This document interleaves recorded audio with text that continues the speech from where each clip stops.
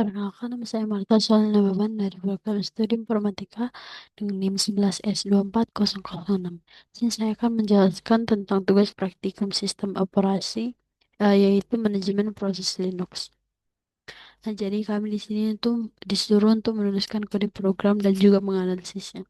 Yang pada program yang pertama itu program eh, get PID dan juga get PPID. Jadi pada program pertama ini tuh kami menggunakan sistem call dari library unit std.h dan yaitu get PID dan juga get PPID.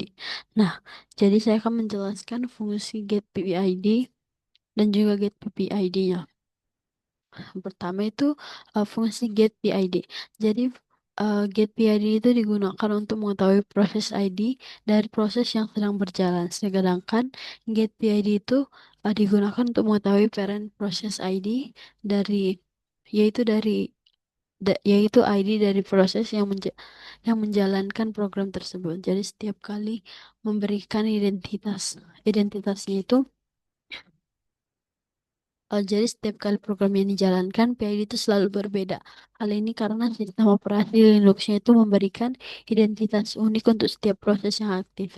Jadi setelah prosesnya selesai, PID itu akan dilepaskan kembali dan bisa digunakan untuk proses lain di waktu berbeda.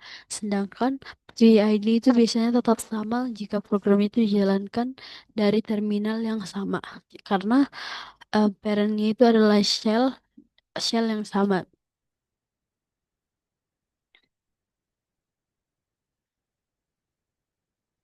Selanjutnya itu eh,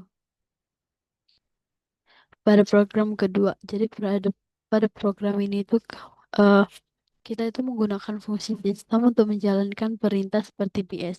Jadi cara kerja sistem ini tuh yang pertama itu melakukan fork untuk membuat proses anak. Lalu yang kedua itu eh, anak itu menjalankan perintah melalui shell. Lalu yang ketiga itu induk itu menunggu sampai anaknya itu selesai menjalankannya. Lalu yang keempat itu setelah selesai program itu kembali ke baris berikutnya. Jadi bukti bahwa sistem itu membuat proses anak terlihat dari hasil PS-nya di mana muncul proses shell SH dengan PPID milik program utamanya. Jadi sistem itu tidak menggantikan proses utama, tapi membuat prosesnya barunya itu untuk menjalankan perintah.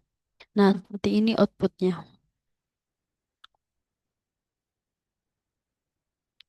Selanjutnya itu eh, pada kode yang ketiga itu program dengan exec. Jadi berbeda dengan sistem, fungsi ini tuh keluarga exec seperti exec CLP. Nah, ini tuh bekerja dengan cara mengganti proses yang sedang berjalan. Artinya proses aslinya itu diberhentikan, lalu memorinya itu ditimpa oleh program baru. Nah, jadi tidak ada eksekusi lanjutan setelah exec jika berhasil. Itulah sebabnya kalau perintah seperti print down itu nggak pernah dijalankan setelah exec berhasil. Jadi perbedaan utama dari sistem dan juga exec itu yang pertama, kalau sistem itu membuat proses anak dan juga kembali. Tapi kalau exec itu menggantikan proses saat ini. Lanjut ke kode program yang keempat. Nah, jadi kode program yang keempat ini tuh program dengan fork. Jadi pada program itu kita menggunakan fork untuk membuat proses barunya. Jadi setelah fork dipanggil, jika nilai itu kembali nol, maka ini tuh adalah proses anak. Lalu jika nilainya itu kembali jika nilainya itu kembali lebih besar dari nol, maka ini adalah proses induk. Jadi kedua prosesnya itu berjalan secara paralel dan memiliki salin variabel masing-masing. Nah, untuk eksekusinya itu nggak pasti karena ditentukan oleh CPU sedular Linuxnya itu misalnya itu menggunakan algoritma completely. Nah, jadi jika parent selesai lebih dulu, maka anak itu bisa menjadi operan proses dan akan diadopsi oleh sistem. Biasanya ini oleh init atau sistem. Nah, seperti ini eh, output yang dihasilkannya. Jadi awal programnya itu program utama itu mencetak 9939 dengan PPID 3766 bus shell. Lalu awal program Itu juga proses utama itu. Lalu proses anaknya itu bagian if PID itu nol, dieksekusi bahwa ia adalah child, lalu menampilkan nilai PID variabel atau penanda proses anaknya. Nah, selanjutnya ke kode yang kelima. Jadi kode yang kelima ini itu uh, fork dengan perulangan dan juga sleep. Jadi pada program ini tuh anak mencetak 5 kali, lalu induknya itu mencetak 3 kali, dan keduanya itu menggunakan sleep. Karena bekerja paralel, outputnya itu muncul secara bergantian. Seperti interleaving seperti ini.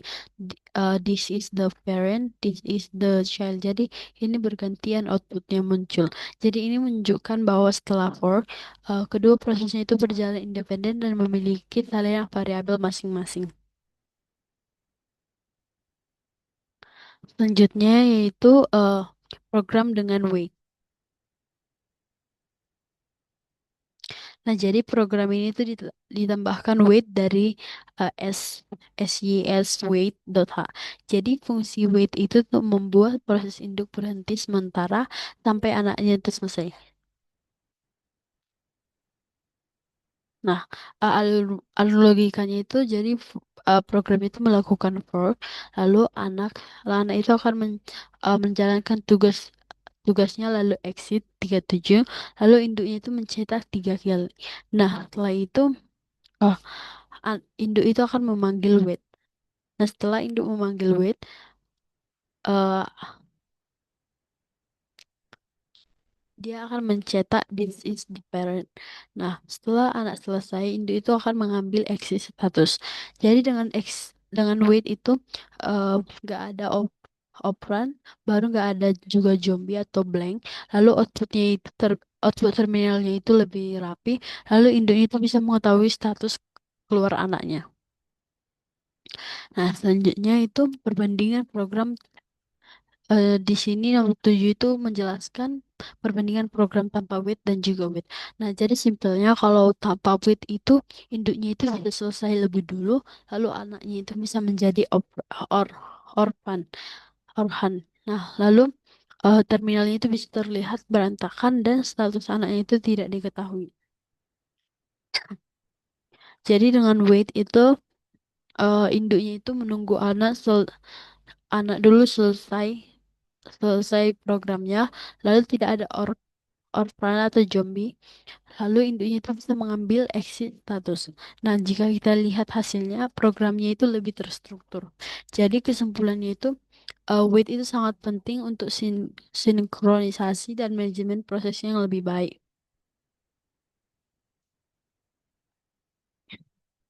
Nah, selanjutnya di soal nomor 9 itu ditanyakan mengapa parents harus memanggil wait.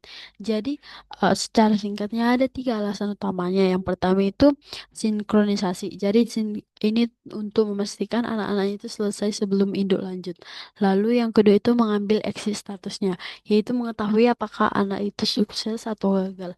Yang ketiga itu membersihkan entry di proses tabelnya. Jadi ini tuh mencegah zombie prosesnya. Jika wait itu nggak dipanggil, maka anak itu menjadi zombie atau blank.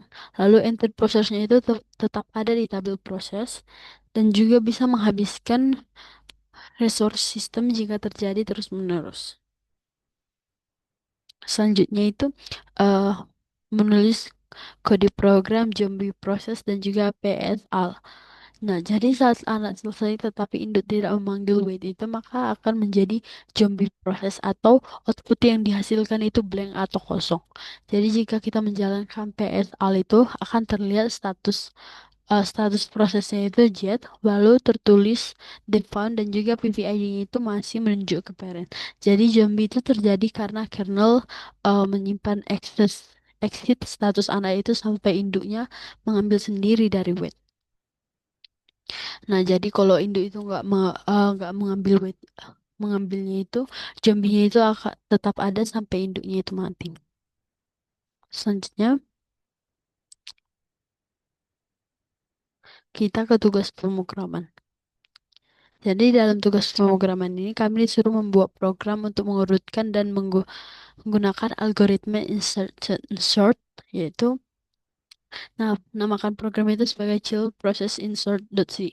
Jadi kompilasi program itu untuk menghasilkan berkas tereksekusi.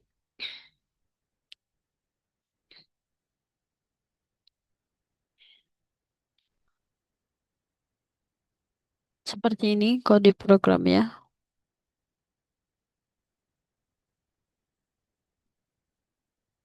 Dan ini outputnya.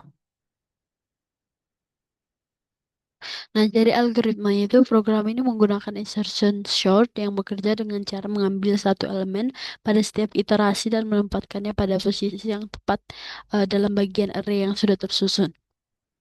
Lalu kemandirian prosesnya itu proses ini bersifat standalone, jadi artinya bisa dijalankan sendiri dengan perintah child process sort ataupun dipanggil oleh proses lainnya.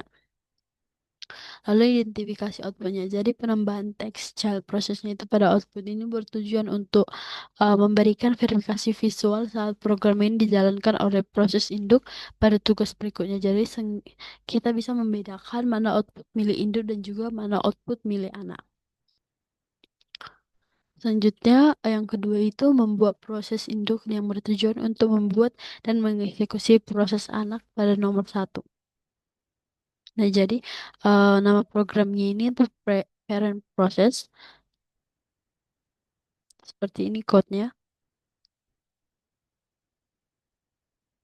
Nah, ini dia em, outputnya. Jadi, program ini tuh dibuat untuk mensimulasikan siklus hidup manajemen proses yang lengkap di Linux-nya.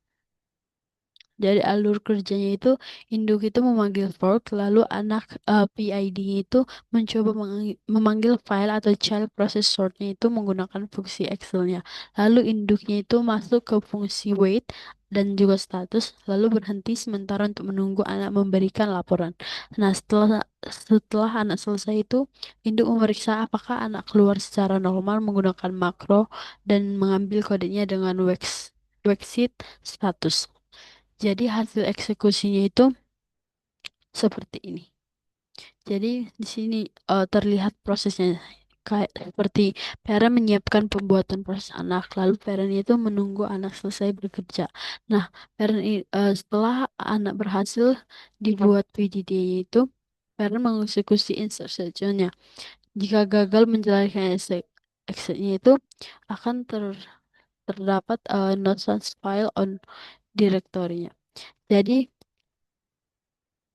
setelah anak selesai dengan status keluar satu, parent itu akan selesai.